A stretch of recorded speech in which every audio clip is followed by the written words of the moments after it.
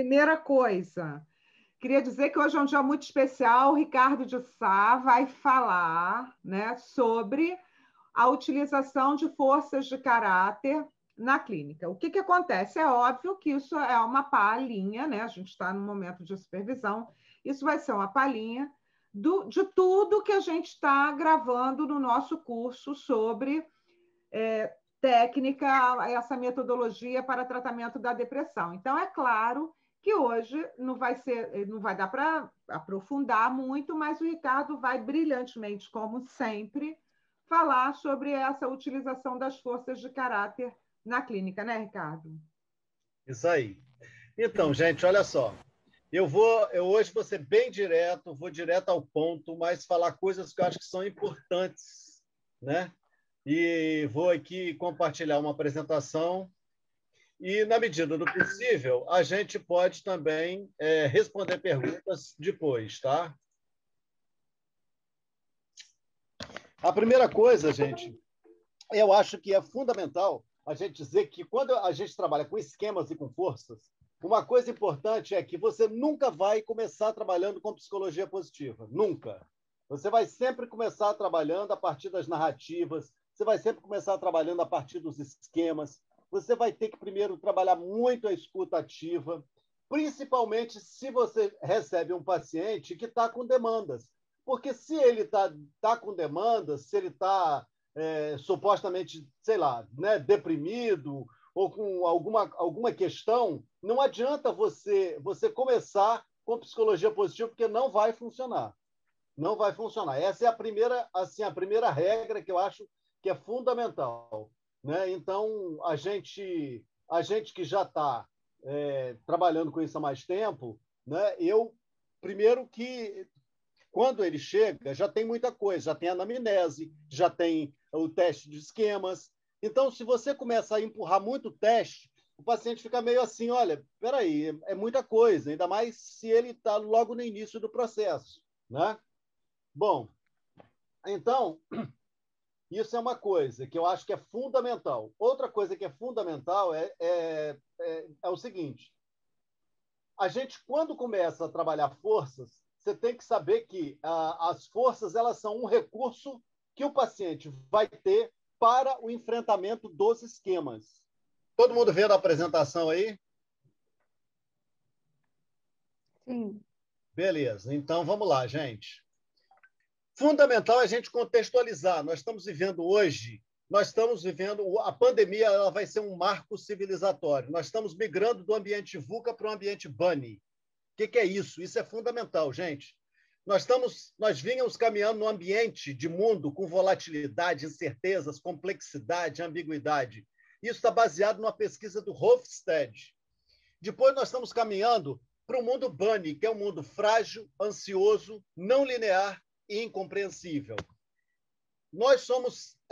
Existem duas tipologias de sociedade, sociedades cerebrais e sociedades emocionais. Nós somos uma sociedade muito mais emocional do que cerebral. É neste mundo frágil, ansioso, numa sociedade emocional que está morando o nosso paciente, que chega para a gente e que nós vamos trabalhar com psicologia positiva. Ele vai chegar com uma demanda de saúde. Essa demanda de saúde eu vou mapear no DSM-5 ou no CID, se for o caso, enfim, mas eu vou mapear essa demanda de doença e essas demandas de doença estavam muito bem mapeadas até 98. Em 98, a sacada da psicologia positiva foi o seguinte, tá bom, e quando eu quero tratar um sujeito que não está doente, por onde eu começo? Então, foi a sacada que o Peter Seligman, o Seligman e o Peterson tiveram. Vamos criar o manual de virtudes e caráter. Essas forças, quando eles criaram, eles juntaram lá 50 cientistas. Esses 50 cientistas, eles pesquisaram o mundo inteiro. O que eles pesquisavam? Pesquisavam, primeiro, os livros religiosos, porque toda a cultura está baseada muito nas religiões. Então, eles foram pesquisar os livros hindus, os livros sagrados hindus, o Alcorão, a Bíblia, todos os livros sagrados, foram pesquisar os gregos para definir essas 24 forças e dividiram elas em virtudes. E definiram que a psicologia positiva teria 3 pilares: emoções positivas, estudo do caráter positivo, que são as forças e virtudes, e o estudo das instituições positivas, o que dá um caráter de transversalidade à psicologia positiva. Você pode trabalhar com ela em qualquer situação, inclusive na clínica. E tem um quarto pilar que está surgindo agora, que a gente tem discutido muito, que é a educação positiva. Esses são os pilares da psicologia positiva. Quando eles mapearam as forças, eles entenderam que tinham 3 critérios fundamentais. Primeiro, que elas fossem valorizadas em todas as culturas. Então, você encontra curiosidade aqui e encontra no Japão. Qual é a diferença? É as perguntas que você tem que fazer para que a pessoa diga que tem curiosidade são diferentes das perguntas que a gente faz para um japonês. Mas a curiosidade, ela é transcultural. Assim como as 24 forças são transculturais. A outra coisa é que elas têm que ser valorizadas pelo que elas são, e não com meios para atingir outros fins. Por exemplo, a força da liderança, que é uma força que muita gente confunde. Então eu vou desenvolver a força da liderança para ser gestor na minha empresa. Negativo. Nada disso. A força da liderança, essas forças, a gente vem com elas, né? E o que acontece com essas forças? Nós vamos desenvolver. Todos nós nascemos com as 24 forças. Alguns vão por uma série de questões, inclusive genéticas. Nós vamos... A Sônia Lyubomirsky, o que ela fala? Que o bem-estar está baseado no sujeito 50% genético, 10% ambiental, é a influência do ambiente, e mais 40% que são de ações que você pode empreender para você modificar. É nesses 40% que nós atuamos, tanto na clínica, sob o ponto de vista dos esquemas, como sob o ponto de vista da psicologia positiva. É naqueles 40% que o sujeito tem de possibilidade de agir. Agora, não vamos nos preocupar com o percentual, porque eu sei que tem uma crítica enorme do pessoal de Oxford com relação a esse percentual. Diz, mas não é 50%, se é 50%, 49%, o fato é que grande parte do que a gente traz é genético, a gente traz com a gente. E aí tem a memória da pele, tem tudo que a gente traz lá. Assim como às vezes nasce uma criança com o olho igual do avô, a gente também traz todas essas coisas. Depois, a terceira característica é que elas têm que ser maleáveis. O que é isso? Cada vez que você faz o teste, às vezes ele dá um pouco diferente. Agora, essa maleabilidade, ela não vai ser uma maleabilidade tão grande, ele não é tão flexível de modo que você faça e uma hora as últimas forças estão na frente, só se você estiver fazendo esse teste. Por exemplo, se você estiver fazendo o teste com algum tipo de coisa, com uma dor de cabeça, com uma febre, aí isso pode influenciar.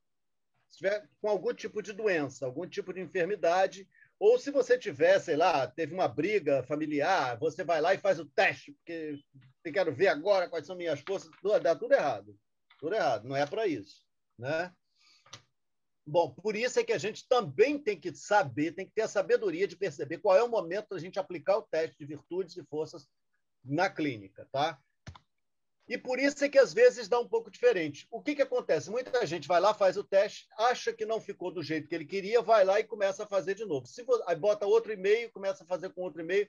Se o paciente começa a fazer isso, ele começa a forçar a barra do teste, porque ele já começa a sacar as perguntas, e para dirigir para aquilo que ele quer. Principalmente porque a gente olha para o teste e vai logo para o final.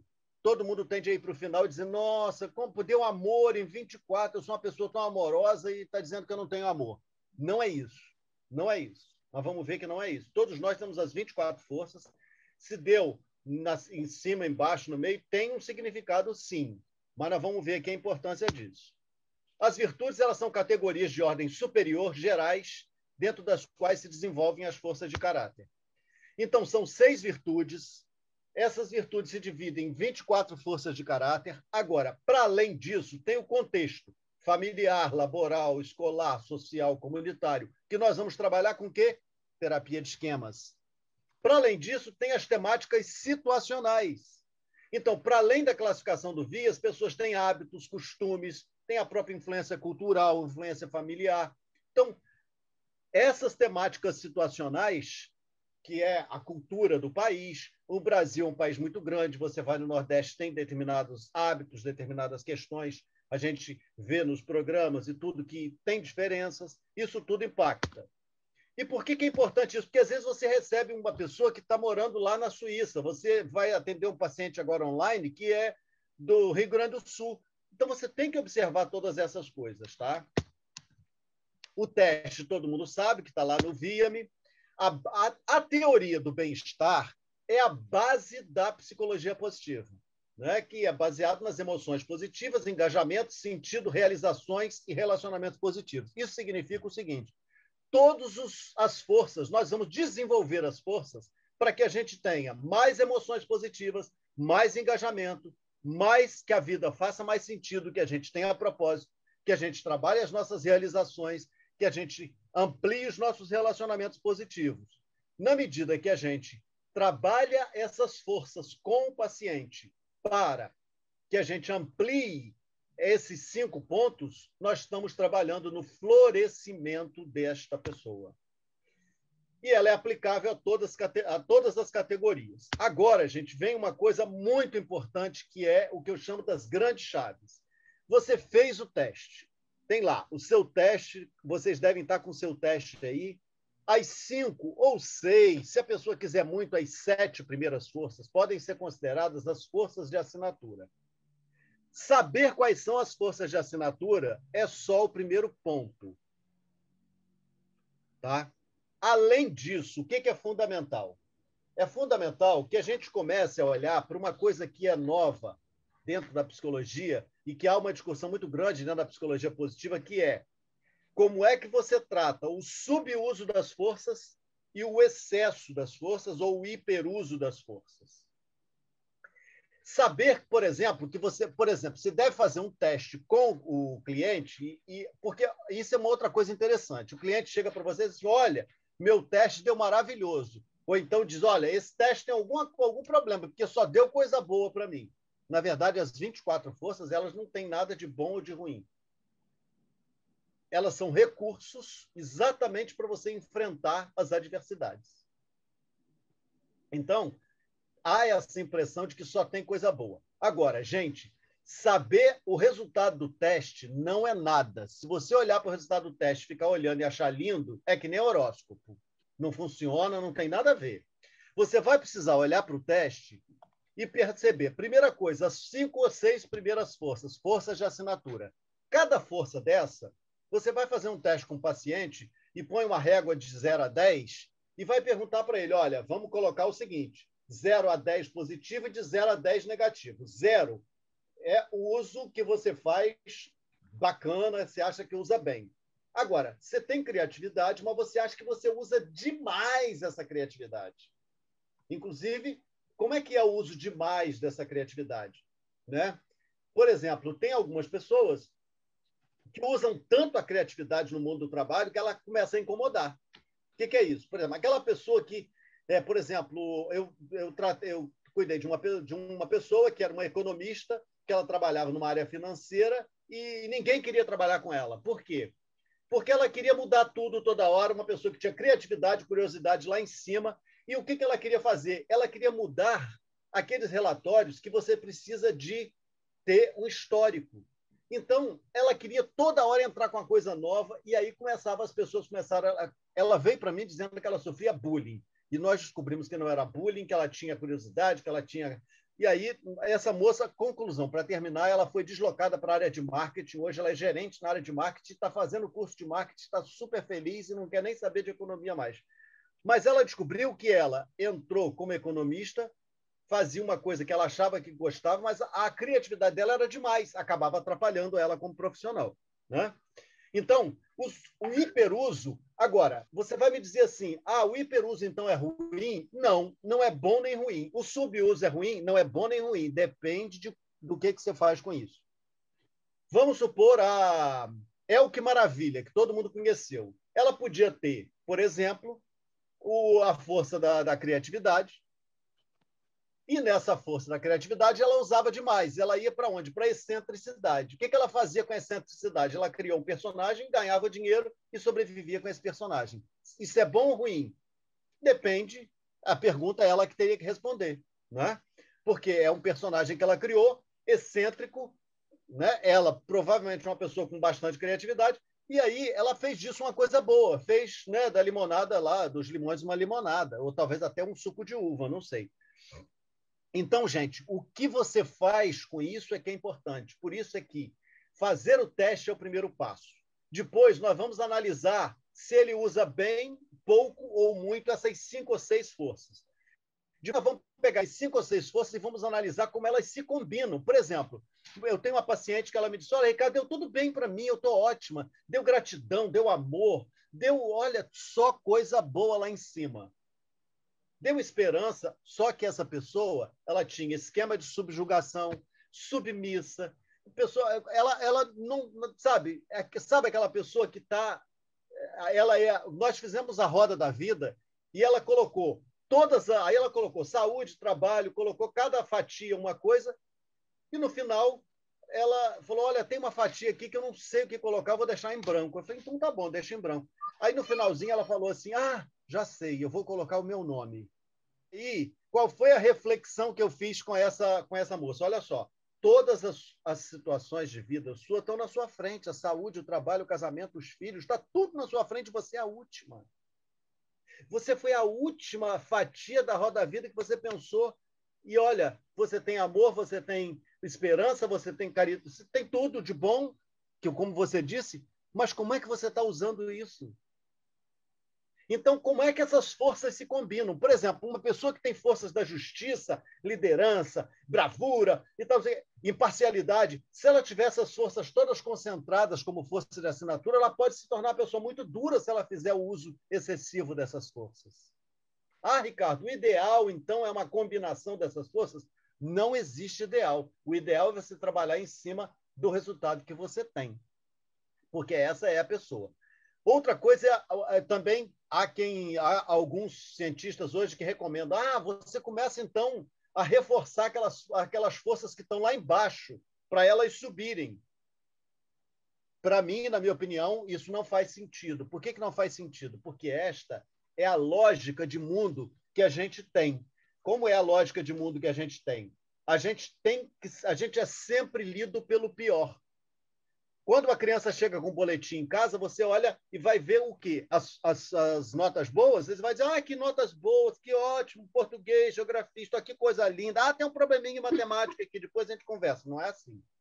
Você vai direto na matemática, vai dizer, matemática de novo, vou ter que contratar a explicadora, você me dando problema com essa matemática. Aí chega uma tia lá e pergunta, e aí, meu filhinho, como é que está na escola? A mãe já grita, matemática é um horror, não sabe nada. A criança é sempre marcada por aquilo que ela não sabe ou por aquilo que ela, às vezes, tem de pior. E não por as coisas, todas as outras disciplinas que ela tem de melhor, né? Que ela fez, que ela saiu bem. Isso, às vezes, marca, isso, às vezes, cria esquemas, isso ajuda num monte de coisas. Então, gente, olha só. Olhar para as forças, depois das forças, olhar para as forças de assinatura, o quanto você usa essas forças de assinatura, se usa pouco ou se usa muito. Depois, olhar para a combinação de forças, como é que essas forças estão se combinando, e às vezes a combinação ajuda, alimenta o esquema.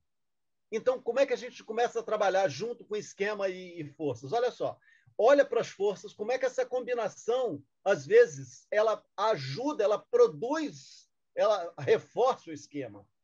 Então, é aí que nós vamos ter que trabalhar com técnicas, para o sujeito desenvolver, começar a trazer à tona para ele, mostrando os esquemas e mostrando as forças, para que ele possa utilizar isso de uma outra maneira, de uma forma melhor.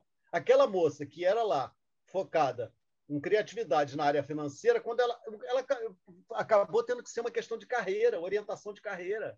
Ela estava no lugar errado, né? Bom, e outra coisa, gente, é o seguinte, são as forças de situação. As forças mais ou menos classificadas entre a 6ª, 7ª e a 17 são forças 17, 18 também são forças de situação ou forças fásicas.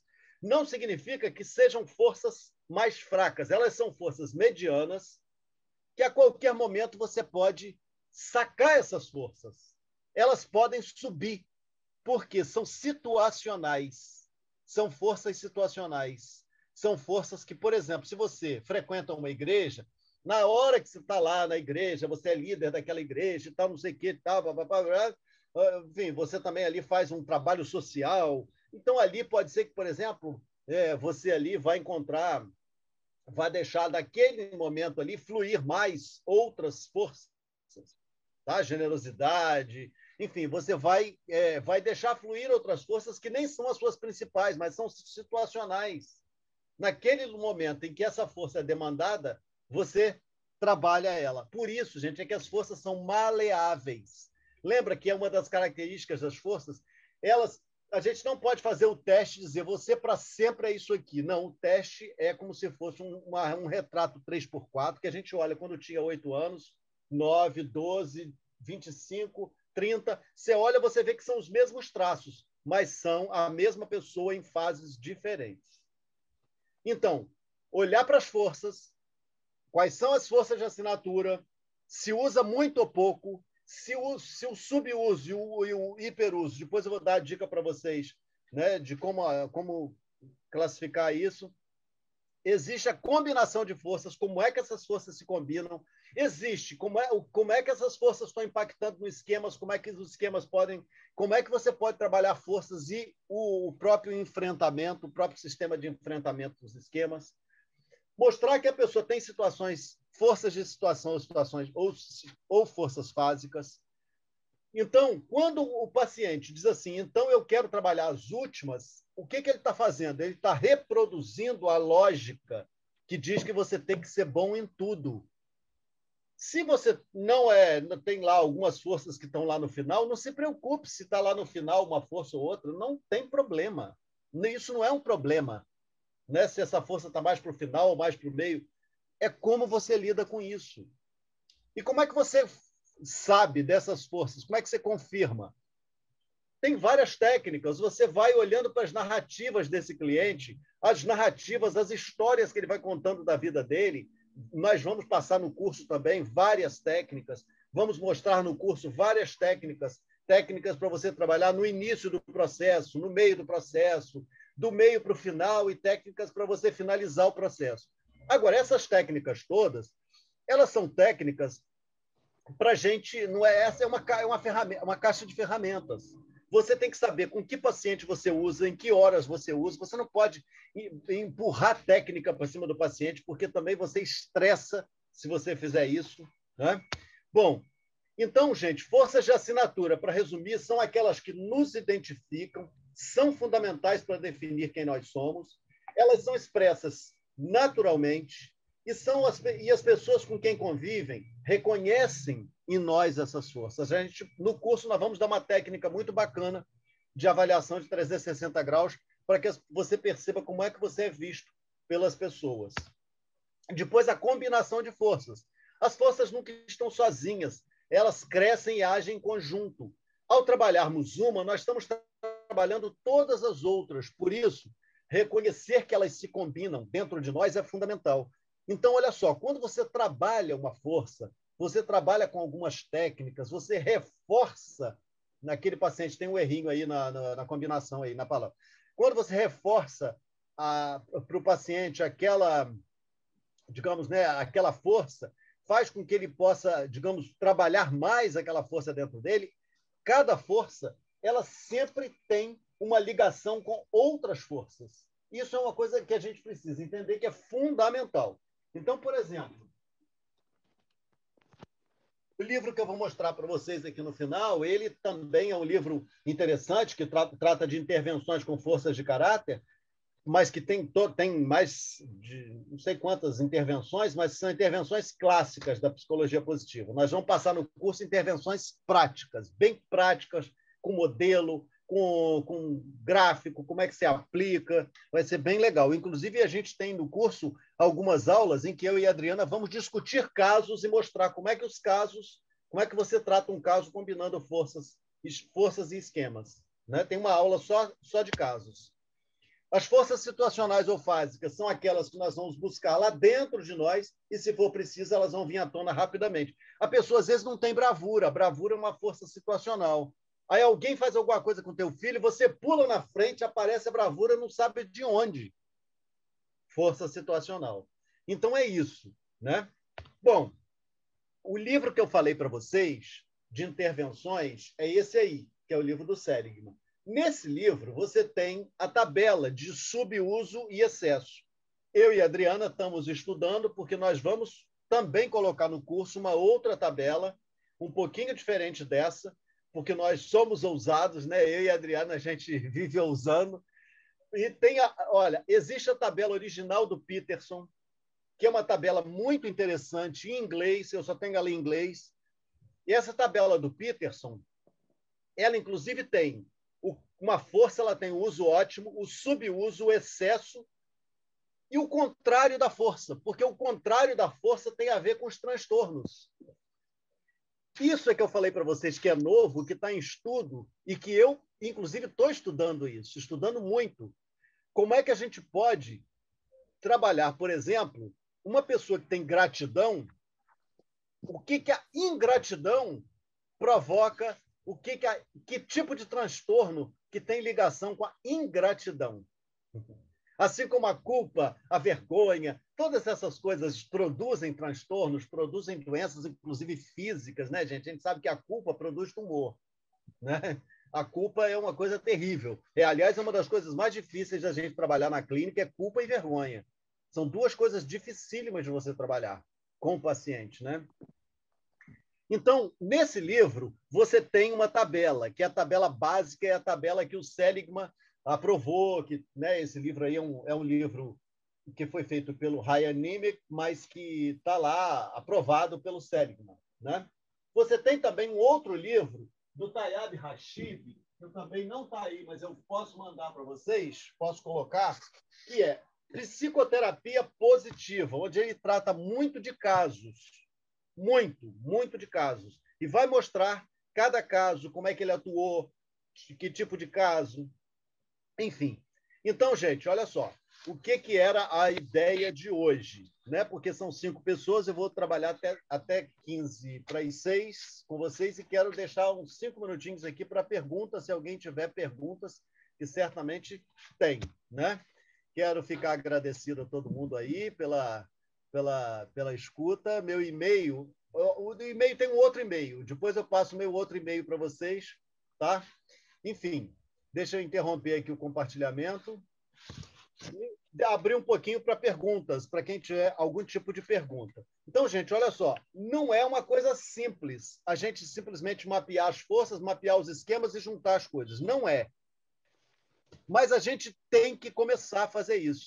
Enquanto você não começa a fazer isso, você não adianta, você não vai conseguir só lendo o livro, não.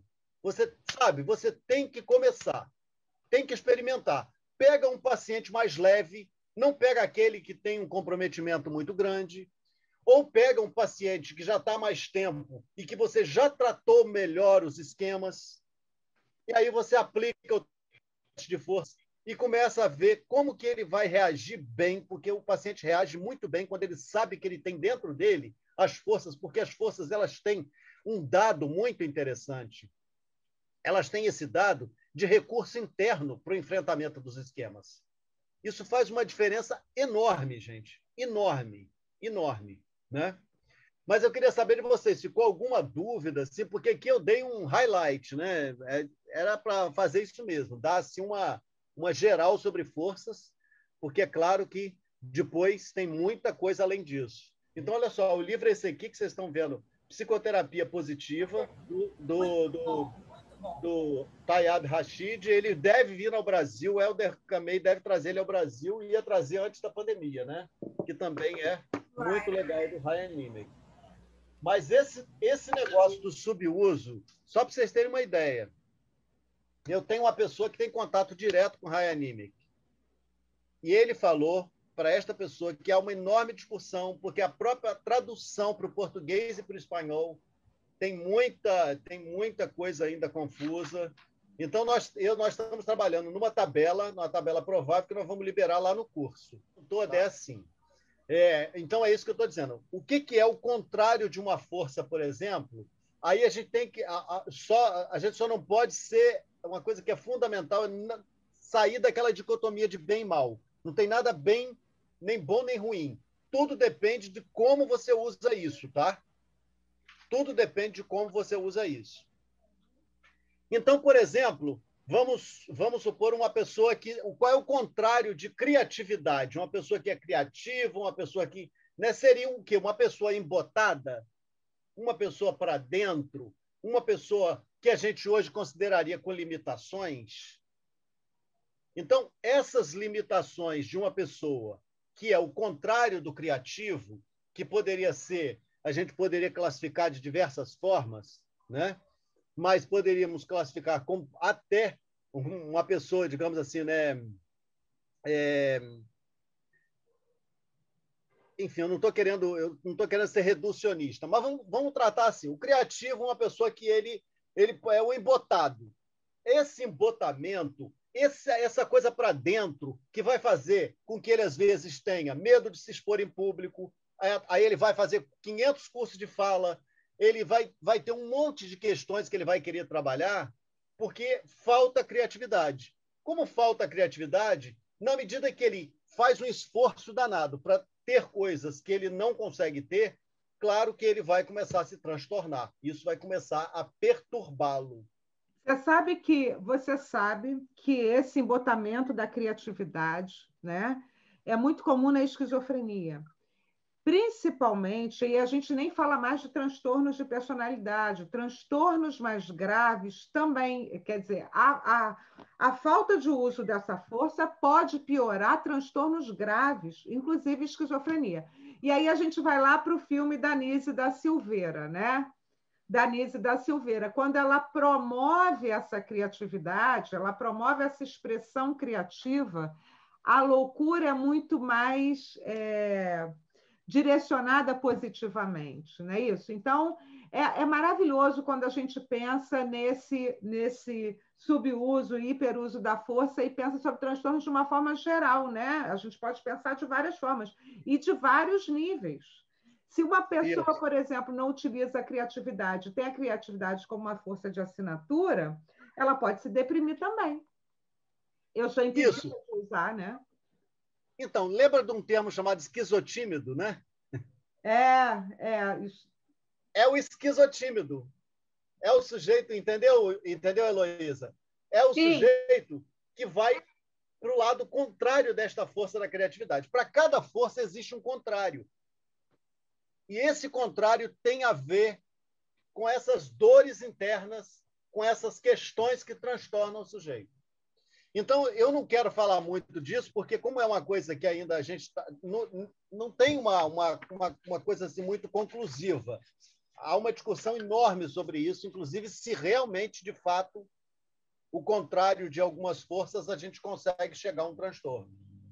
Mas há uma possibilidade grande. Como você está trabalhando com isso, uma das coisas importantes é você também começar a observar nesses pacientes.